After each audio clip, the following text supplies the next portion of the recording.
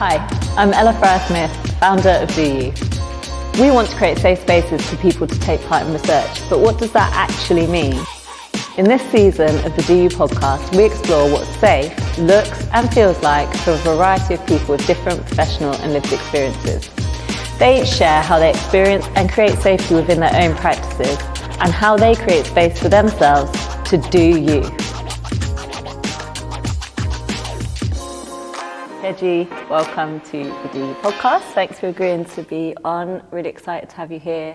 I will let you introduce yourself in a moment because sure. I will not do it justice, but broadly speaking, working across the youth sector in consultation, also a published children's book author. Yes, and I'm sure many other talents. Starting the journey, go on. Many other talents which I'll let you speak to along the way. So welcome.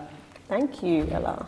So I'm starting off asking everyone just a few quick fire questions just to get warmed up, chill and relax. So where did you grow up? I was born in Nigeria and I moved to the UK when I was 4. So I've grown up in London, Hackney, rep, since I was 4. Cool. Who's your favourite person in the world? In the world? In the world. I haven't got a favourite person, I've got persons. So my favourite persons are my sisters. Yeah, shout out Ola and Shola. And Kobe.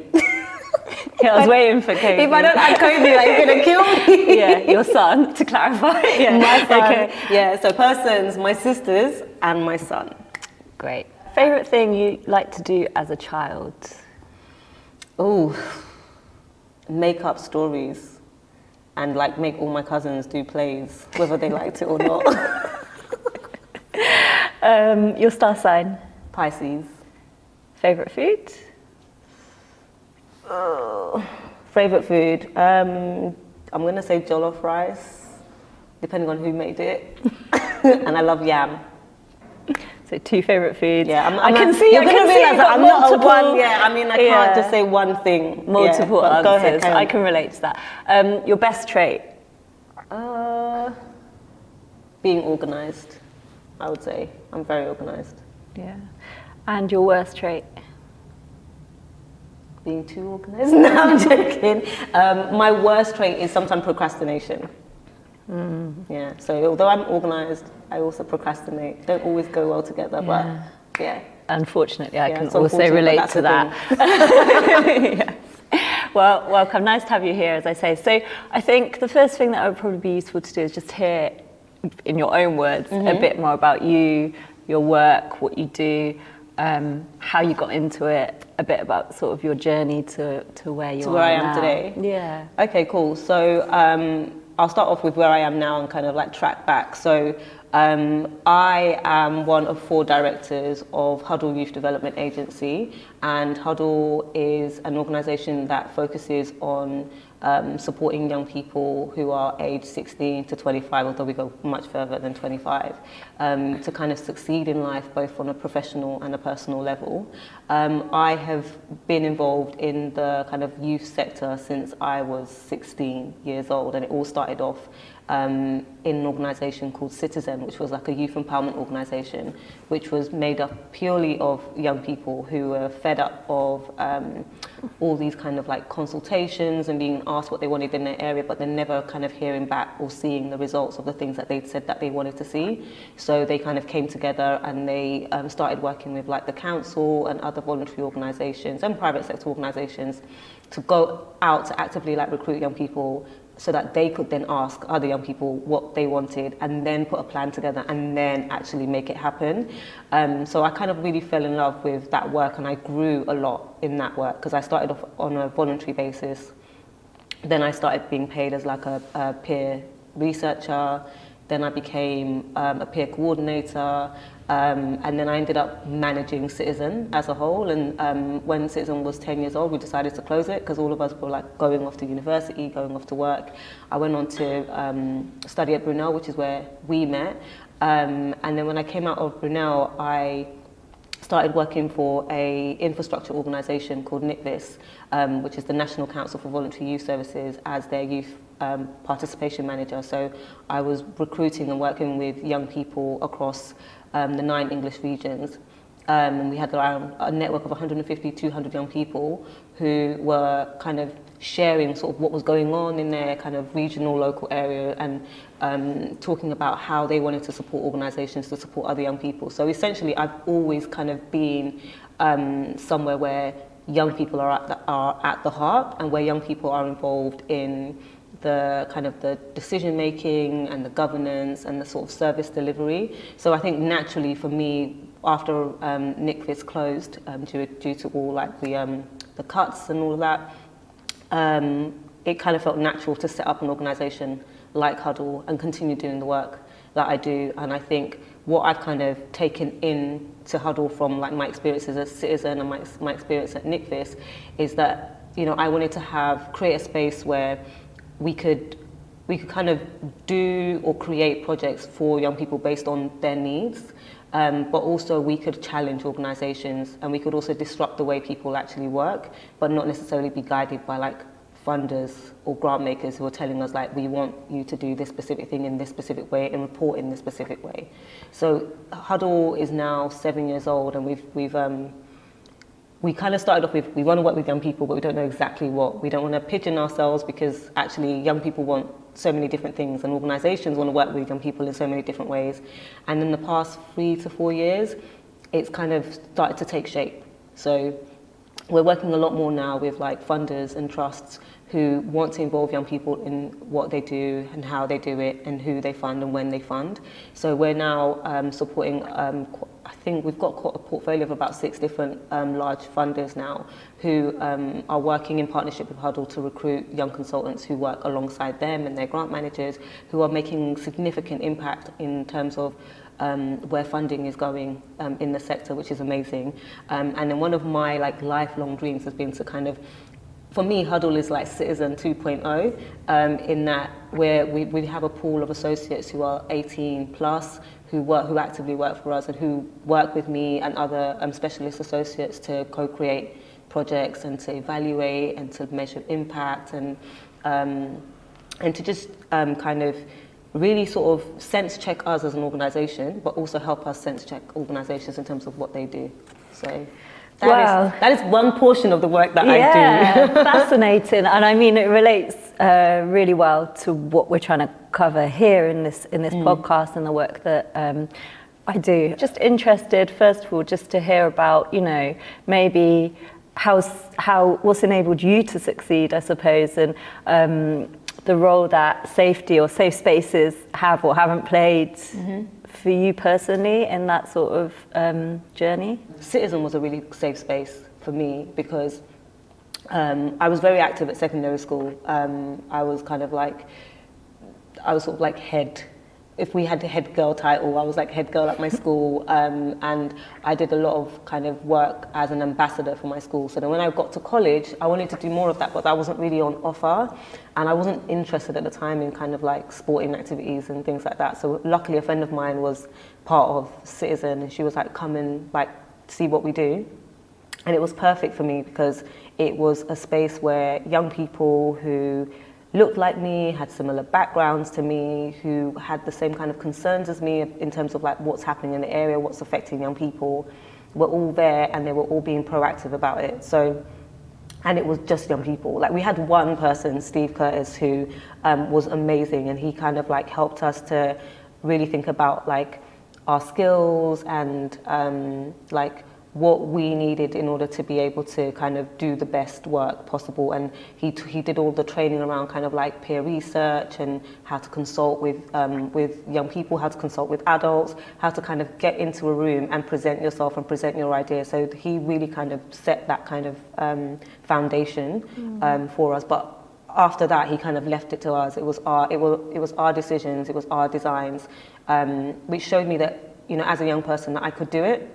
And I think that having that in mind made me realize that actually I can do pretty much anything as long as like I plan, as long as I have the right people around, and as long as I kind of identify the resources that I need. And if those resources are there, great. If they're not, then go and ask for them. So, and I've kind of kept that with me, and and I've used that to kind of help me when I was working full-time work, and then also now that I'm running my own organisation. So you were there as a young person, Yeah, but very much. essentially it was a young people-driven organisation facilitated by this one Barring one Steve guy. Curtis, it was just young people, and it was young people from Hackney and Tower Hamlets. So there was two organisations, so there was Tolerance and Diversity, and then there was Citizen. And Citizen and Tolerance and Diversity were funded by Esme Fairbairn to kind of do the work that we were doing. So that really kind of gave us the room to be like, okay, what is it that we want to, what is the change that we want to see in our areas?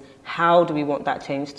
How do we want that change to look like? And what training do we need? And who else do we need to get involved? And that money allowed us to kind of work in a very free flow way, because Esme, as a funder, wasn't really asking us to kind of report back and like give all this impact measurement stuff that like a lot of organizations are asking for now. But they kind of gave us the resources and the support to be able to collaborate together as two organizations. And something that I forgot to mention about what's kind of helped me so far and what's made a safe space is that actually I continue to work with people from Citizen, even though some of them have gone on to be doctors and lawyers, and people have gone on to set up their own organizations. It's just, that is like a network that I would never have had if I hadn't done something like that. Yeah, so like the power of mentors, Absolutely. network, and it sounds like a real like solid foundation as well. Absolutely. Because you're all young people sort of coming together at a certain age. We made a lot of mistakes. We made a lot of mistakes, but the thing is, I now don't make those mistakes now, but I had the space to make it when it was safe to make it, because obviously we got away with a lot because of our age, people were like a bit more forgiving, but also like we were able to kind of speak up and say exactly whatever was on our minds, which I guess people do a lot less when they're adults, or they filter it a lot more. Which is interesting. Whereas as well. like when we were younger, it was just kind of like, this is rubbish. Like, this isn't working. But I love that, But you to weren't be doing it. honest. Yeah, but now we kind of like, now you sort of go around the houses to tell someone that something isn't working, whereas back then we could just say it, like, it's not working. And the young people that you work with now, I mean, to what extent are they just saying, or are you helping to facilitate? Because the reason I ask that is that, like, I kind of love that you could be like, that's crap. I just don't like it. Because it's real, right? It's unfiltered truth. And I think feeling empowered enough to do that, A, do that, and B, make mistakes, which, like, I don't know about you, but I definitely still make mistakes. Oh yeah, we're still making, don't get me wrong, we're still making mistakes, but it's just that with a mistake, there's an opportunity to learn, right? Exactly. So we learn, and then obviously as time goes by and resources change, tech changes, people change, the government decides they're gonna call one thing another thing, you kind of change and you adapt with that, but like, at least you can you've got something to look back on and go, okay, we've done this before, what worked, what didn't work, and let's build on that. And I think going back to what you said about to what degree do I feel like we create that, or do young people that we work with have the ability to do that? I would say yes. I think that's the kind of space that I try to create within all of the projects that I work on. And the role that Hudl plays when we're working with like funders and trusts is that we're that critical friend to both the organisation but also to the young people that we work with. And when we meet with like our teams, we sometimes meet with the funders and trusts as our clients, and they're involved in our meetings, because obviously we don't want to kind of be relaying information that they can relay and they know really, really well. But then sometimes we ask them not to be in those meetings so that there are those spaces for our teams to kind of take in the information and then to reflect on it. And then sometimes I step out and let them talk and let them kind of decide what it is that they're wanting or concerned about, and then we kind of have an open conversation. And that's just generally the way that I like to work. Yeah, really interested in thinking about that as a researcher, like the extent to which we are involved or not involved, and how that works. There's definitely a lot of parallels between what you do and what we have to do as researchers as well. So yeah, really fascinating. When I talk about creating safe spaces or safe environments for people, what do you think about, and does that sort of change depending on who you're thinking about? So I know we talked a lot about young people specifically. But if you are working with young people, and especially with young people who are possibly from like low socioeconomic backgrounds, or young people who are young carers, there are things that you are going to need to take into consideration, because you know, what they're kind of facing in their personal lives is maybe different to another young person's, yeah?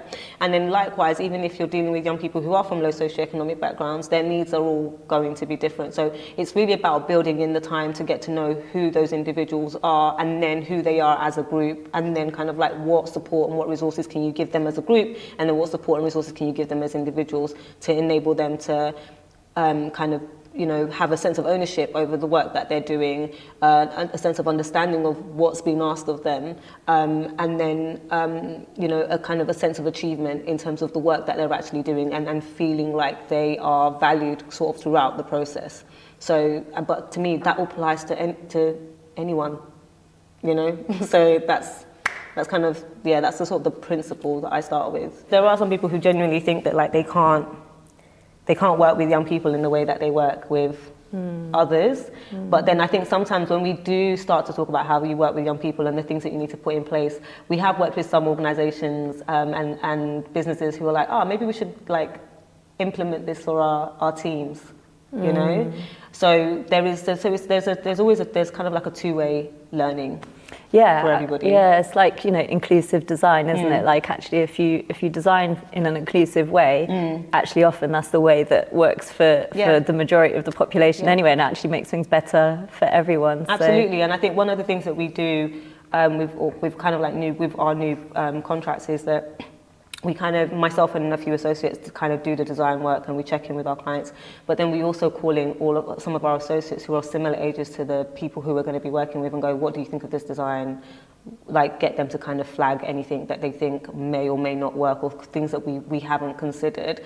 Then once we've got that new group in, we then go, we've done this design, we've gone through all of this consultation with people who are similar ages to you, but like, because this is your journey and it's your project, does this fit for you? And then we make iterations and go back to the client before we kick off.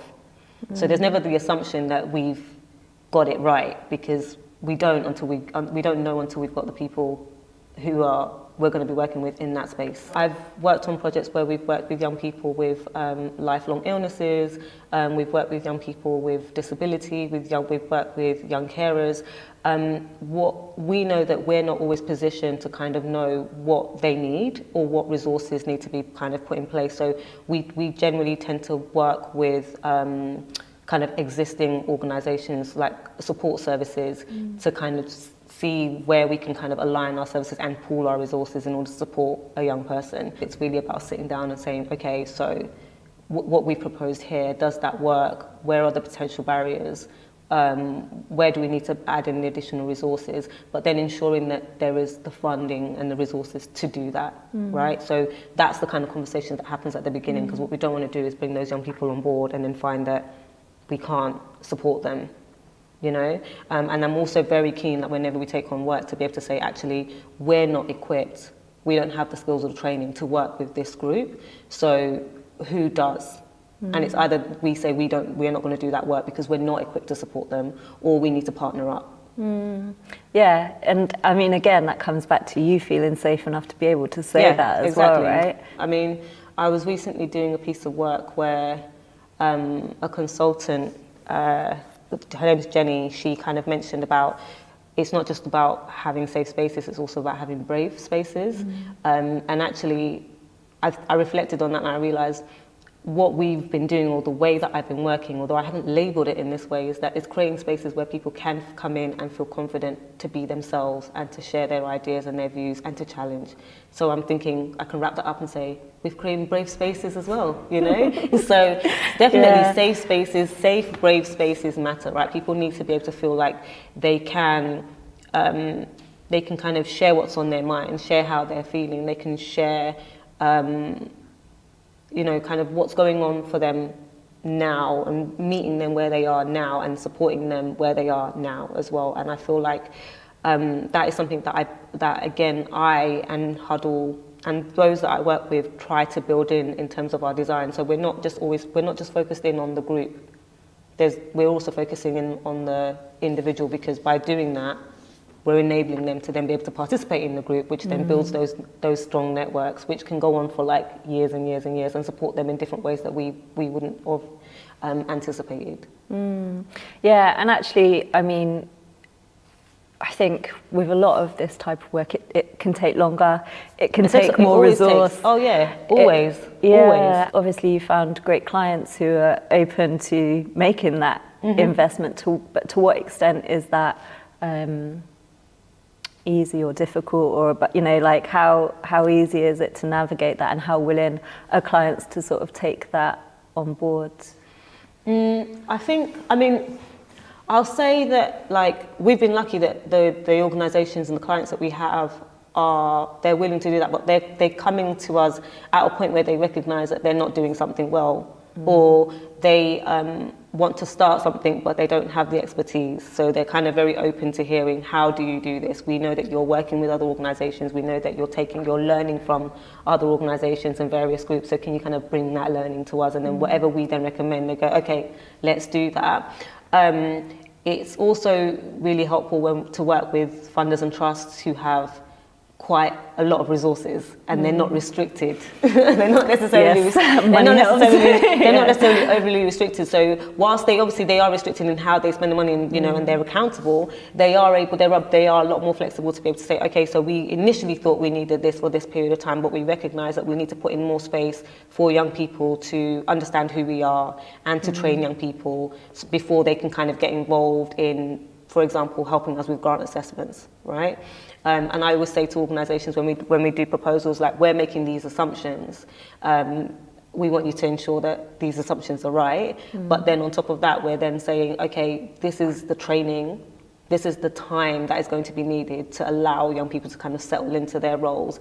And in all the cases that we've had so far, every organisation's been like, yeah, that's fine, we can adjust the timeline, And I always say to clients, like, you have to allow for, like, flexibility. You have to be willing to iterate, like, your plans if you're going to work with young people, because they're not just kind of there doing nothing.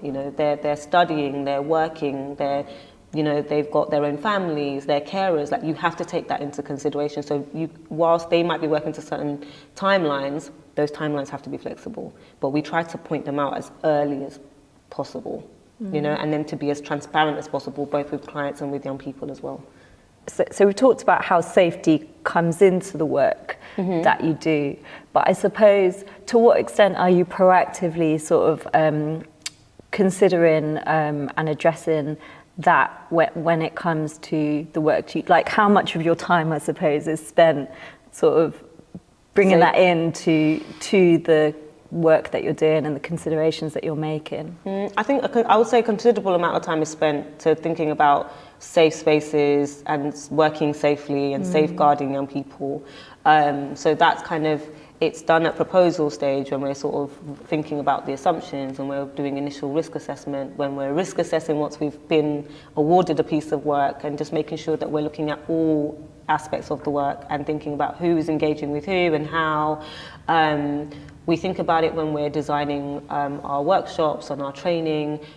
We spend a considerable amount of time, especially when we kick off, like, youth boards and panels and committees. We spend quite a bit of time at the beginning with the onboarding process. So ensuring that they know who we are, who the client is, how we work, what we expect from them, what they can expect from us. We inform them about, like, our safeguarding, what that means from our end, but also how they can keep themselves safe. And then we have regular one-to-one conversations with young people in terms of, like, why they're kind of wanting to be on the program, or what they want to get out of it. And then a few weeks later, how are they finding it? What's working? What's not working? And so that, which allows us to be proactive and to support them, rather to kind of wait for things to not work or for people to not feel safe in that space. So yeah, I would say we do a lot at the very beginning, and we kind of and then we continue to do that throughout the kind of the journey or the lifetime that young person is working with us. I'd like to say people are very honest with me. So I've had many conversations like, I am not happy about this, and I'm not happy about that. And, like, we've had conversations where people, like, there aren't sufficient breaks. or this hasn't been considered when you're planning a retreat, or, and there's sometimes those things that are missed. That's the reality of things. Or you think that you've designed something according to what someone said, but actually you haven't. But, lessons have been learned in that. So in some cases, what we've had to do is where we have young people working with us who have different accessibility needs, before we kind of issue like a residential format, we send it to them first. So like, can you have a look, let us know if this works, have we got enough breaks? And then once we've got that, we adjust it, and then we send it out to the rest of the group and ask for their feedback before we make a final iteration, right? Because ultimately everybody's still going to have their own thing that they want to sort of add to it. So I would say, I think when it hasn't worked, there are kind of like some very clear steps that the young person can take, but then also that I and other associates can take to kind of resolve the situation. But in most cases, I'll have clients come up to me and say, oh, a young person's tweeted this and we're a bit concerned. And I'm like, it's fine, because I've spoken to them in a one-to-one and I know they're okay, and then there's different touch points and different ways for us to communicate across the team. So we're able to kind of spot things quite quickly. Are there politics involved in safety and sort of power dynamics at play? Yeah, I mean, not in the past sort of like 5 years, 4 years since we set up Hudl, because I think we've been quite lucky that when we've partnered with organisations, it's a partnership, so, and we've not been given a grant, so we're not kind of being held to like delivering specific kind of work in a very specific way. So if something isn't working, whether that's from the funder's perspective or it's from young people's perspective or from our perspective, we're able to all come together and actually have an open conversation. And aside from like kind of contract meetings, actually once we kickstart a program, all of our young consultants are more than happy to attend more than welcome to attend any and all meetings. So they know what's kind of been spoken about kind of at that strategic level, at delivery level. I mean, ultimately the buck stops with me, because it's my company and I'm the director, and I kind of program manage all of our contracts. But if there's something that I've missed, or there's something that our young consultants or board members haven't been able to kind of articulate directly to like the funder or the trust or whomever we're working with, they do liaise with me, and then I kind of go and I advocate on their behalf, or I go and challenge on their behalf, and then that information then goes back again. So there is that kind of cycle. Yeah. Thinking about research, which is obviously what I do and what we do here. What do you think we could learn from the work that you do in terms of creating safe and brave spaces?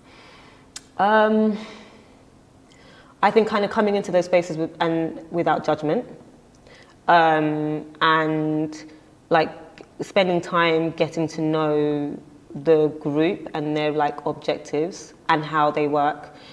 We have worked with researchers on previous programs where there's been assumptions made about the group and how they work, and I've ended up in lots of conversations where it's like, I don't think we need the researcher in the room at this time, or we'll get the findings and send it to the researcher. That has happened. Okay, I'd love to hear more about that. I will tell you that off camera. But like that's, there are those incidents have happened, but then it's also kind of making sure that there's a clarity in terms of like roles. So it's like, if, for example, you were coming to connecting with Hudl and you were doing research with Hudl, I need to know like, what do you need from us, and fairly early on, so that we can kind of build it in to our plan rather than it coming later. But then I wouldn't necessarily say that's your responsibility. It's more kind of, especially if the funder knows they're bringing in like an external researcher, that's then communicated at an early stage, so that we can partner up and start those conversations quite early.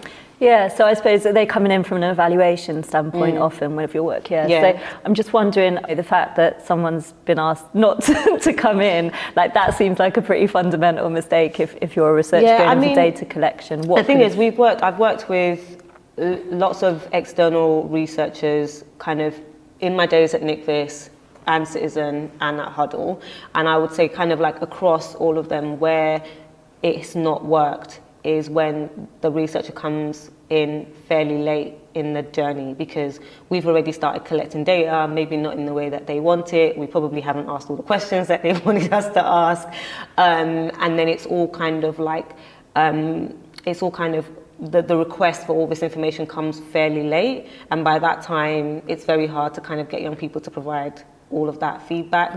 Or, it's poorly designed so that the touch points to kind of collecting data aren't evenly spread out across the journey. So there was one time we were working with a researcher where the project was like 2 months, but they wanted us to kind of benchmark young people every 2 weeks. And we were just like, it's not going to happen. But because the contract wasn't held by our relationship, when we were talking about power dynamics, it was the funder that set the dates, but for the two organizations, right? But it didn't match. Yeah, so in the end, we didn't actually deliver on all of the content. You see what I'm saying? So it was just kind of like, well, there needed to be like some clarification, like at the beginning. And then where the other example that I was talking about, where we've had to say, look, maybe it's better that we collect the data, because it's just lots of missed meetings and just not being able to kind of have those early conversations to say, this is the group, this is how they work. This is their kind of understanding of your role, this is their understanding of what you're going to be doing in this space. And then it's kind of like they come in and there's no preparation, and it's just like the young people just aren't vibing with them. So we're like, well, it's probably best that you just tell us what you want us to collect and we'll collect it, but that's, I definitely would say I've had some interesting experiences working with researchers, but I think a lot of it has been down to not kind of formalizing the relationship and the ask very like early on, which is changing. It's improving, but I think in the early days there was confusion. So anything to kind of minimize confusion, the better. Yeah, and do you have any examples of great experiences with research? Yeah. So, I mean, more recently, we were working with a learning partner on one of our contracts, but they were commissioned at the same time that we were commissioned. So the funder brought us together at the same time. So we were able to kind of explain our design, how we were going to work with young people. They were able to tell us what they're doing and what information they needed to collect. And then we were able to kind of just say, well, based on like our touch points, can we fit those things in? Can we look at the questions that we're asking? Can we sort of think ahead in terms of like the information that we want to extract?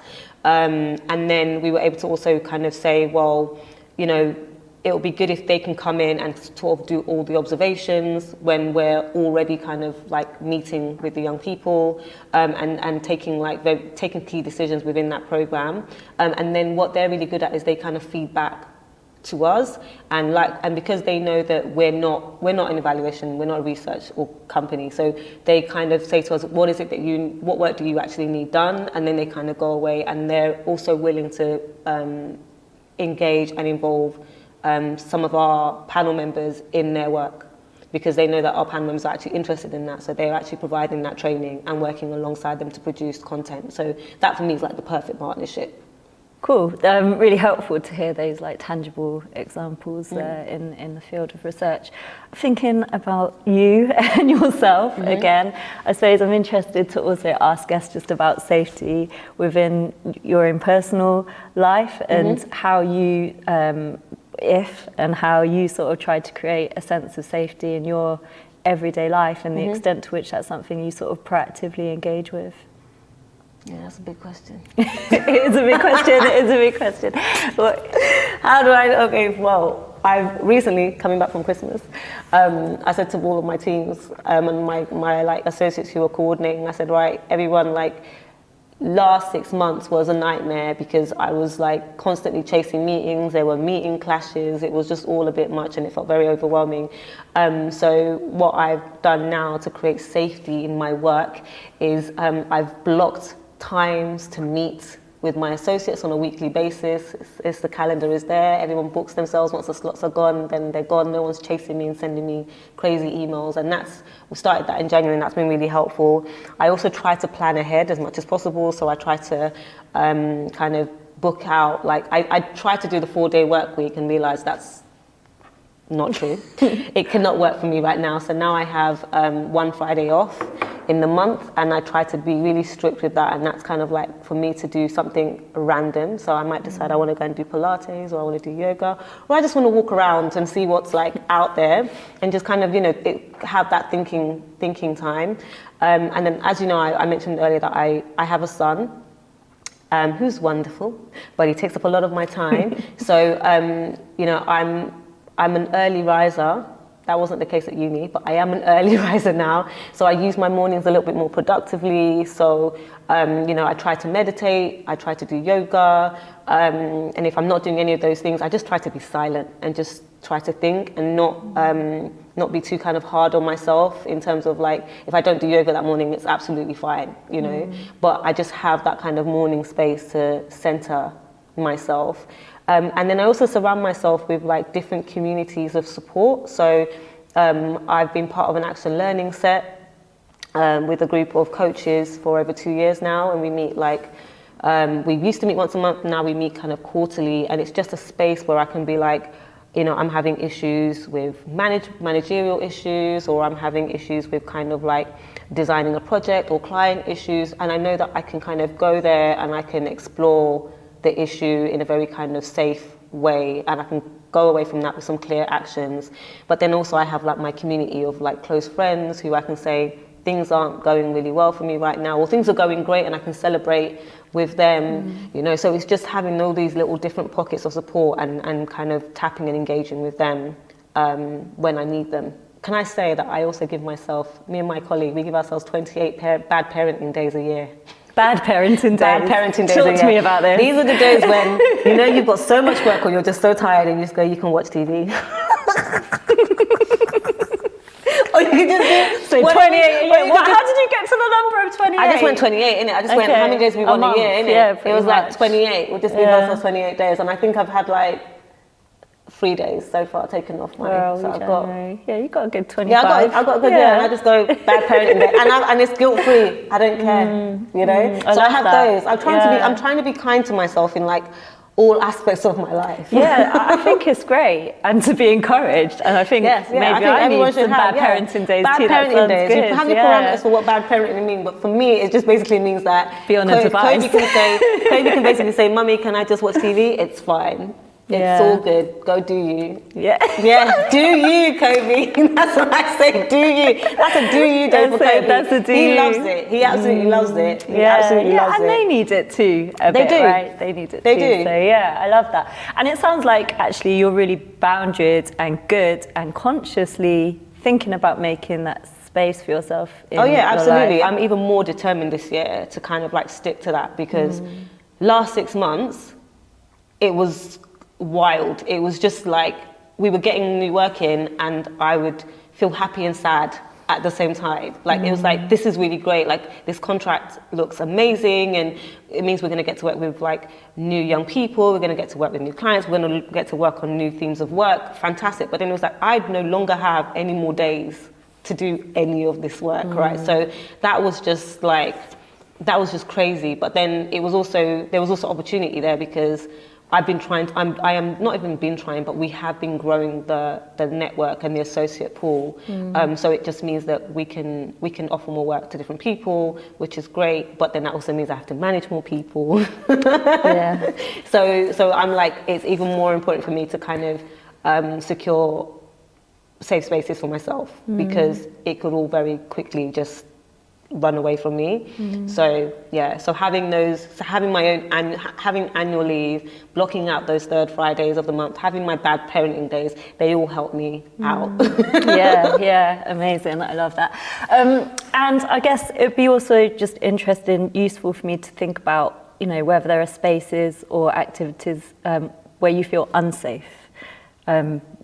Places that you inhabit which don't feel like safe spaces, or maybe now or in the past, I don't know. Do those spaces exist? Do you know what it is? I feel like I've been thrown into so many different spaces, and I've kind of thrown myself purposely into like uncomfortable spaces growing up, that like not many spaces like scare me as such. So for example, I remember when I knew I wanted to sort of start thinking on a more strategic level, so I asked my CEO at NICFIS if I could go on a CEO retreat with her. and I was like the youngest person there, and I was also the only black person there, and we went away for a country weekend, and I was just like, this is so random, like I don't know what I'm doing here. And I remember even the first hurdle for me was like dinner, because it was like oysters, and I can't even remember what the other thing was, and I was like, I'd never had oysters in my life, right? So I was just like, oh my gosh, like what do I do here? But I've just come to learn that if I don't know something, I just say I don't know it, you know. I'm not embarrassed by it, like I don't know it because I haven't grown up with it, you know. And I was really lucky that my CEO at the time was really kind of like, she realized that I was always going to speak up if I didn't know something. So she would always ask me like, do you need clarification? Do you want to talk through something? So she made that a safe, even though it was an uncomfortable space, she made it a safe space for me. You know, and then I've come to realize now that like, I'm happy being uncomfortable, but if I'm uncomfortable, I also figure out like what I need to make myself feel comfortable in that space. Whether that's opening up to one person, or whether that's doing a little bit of research before I go there, or whether that's me just being really clear about what it is that I want to get out of something, that's what I enter that space with. We're coming to the end. I know you're sad. I am so I'm sad sad. too. So we get to the final part, which is, how do you do you? This is the one question when you asked me, I was like, I don't know how I do me. But I do loads of stuff. So Well, there you acting, go. Yeah. I love writing, mainly for myself. But as you know, I also wrote. Yeah, we haven't talked about your book actually. Let's just briefly spend a bit of time. So yeah, talking about COVID hit. You know, we were locked down, and aside from working and doing homeschooling, I wanted to do something else. But then also, I had a really kind of interesting conversation with my close friend Nana. And we both have sons, and we were like, look, you know, our children are really into stories, but like not a lot of the stories represent them. A lot of the characters don't look like them, and a lot of the books, there aren't that many books that have like male characters, and especially kind of male black characters who are just on an adventure. Like we were like, a lot of the books are like, you know, me and my dad, me and my hair, me and my food, and it's like, why does it have to be that? Why can't it just be just children who are out exploring, right? So we just went, let's write a book, and that's literally all. We just, let's write a book. So we were like, what age group? We were like, well, we're going to focus it on our kids, and we wanted it to be aimed at their reading age. And then we just agreed like our format for writing. So Nana at the time was in Switzerland, I was in London, so we kind of used Zoom to its fullest, and we used Google Drive to its fullest.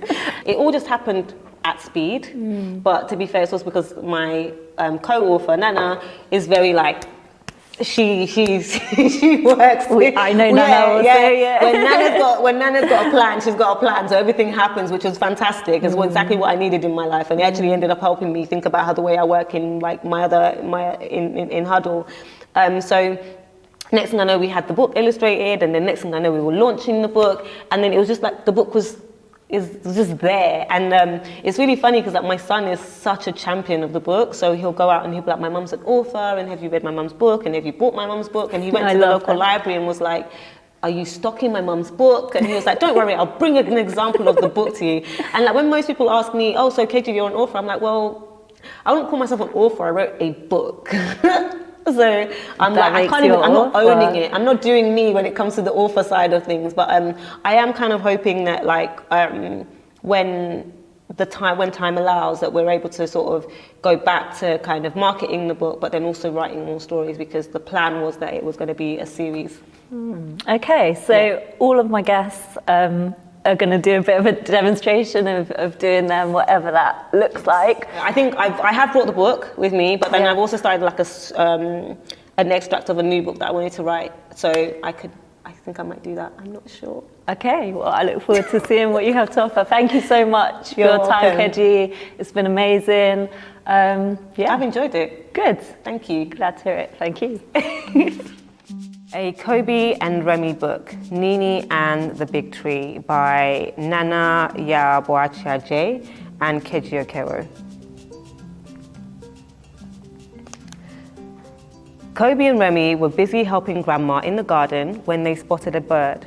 The bird was singing about a tree in the Ankasa forest. "Why are you singing about the Ankasa forest?" asked Kobe. Because it's a great forest full of wonderful animals and trees, said the bird. Would you like to see it? Yes, please, said Remy. The bird tilted its head and said, close your eyes and listen carefully. Deep in the Ancassa forest, trees grow strong and tall. Birds and butterflies dance close to the waterfall. Deep in the Ancassa forest, the tiger tree stands proud. Rivers twist and turn, and monkeys call out loud. Kobe and Remy opened their eyes to a forest that was bursting with colors, sounds, trees, and lakes. There were lots of different animals, monkeys, lizards, frogs, and even snakes. This is amazing, said Kobe. We're in Ghana, shouted Remy. I've never seen anything like this before. We're going to have the best adventure ever. What's that sound? Whispered Remy. Kobe looked around and spotted an elephant. It's a baby elephant. They look so sad and lonely, said Kobe. Hello, baby elephant. What's your name? My name is Nini, said the elephant. Nice to meet you. I'm Kobe and this is my best friend Remy. Why are you crying?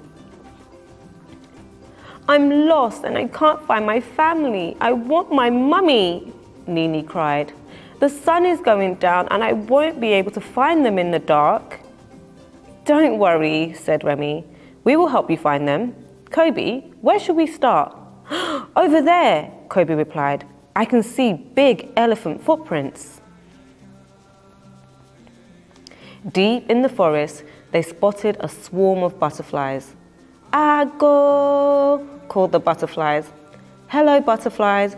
We are looking for Nini's family. Have you seen them? Asked Remy. Yes, we have. They were by the tiger tree. We can take you to it. It's the tallest tree in the forest. Look up. You can't miss it. Thank you, replied the friends. The tiger tree was the tallest tree Kobe and Remy had ever seen.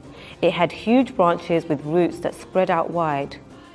I think this is the biggest tree in the world, said Remy. No, but it is the tallest tree in this forest, said a voice from behind. Mummy, cried Nini. Nini, we have been looking for you everywhere. We looked by the river and the waterfall. Thank you everyone for helping Nini find us. It's almost time for dinner and you are all invited. As the sun began to set, Kobe, Remy and all the animals joined Nini and her family under the tiger tree. In the distance, a bird began to sing. Deep in the Ancassa forest, the tiger tree stands proud. Rivers twist and turn, and monkeys call out loud. The end.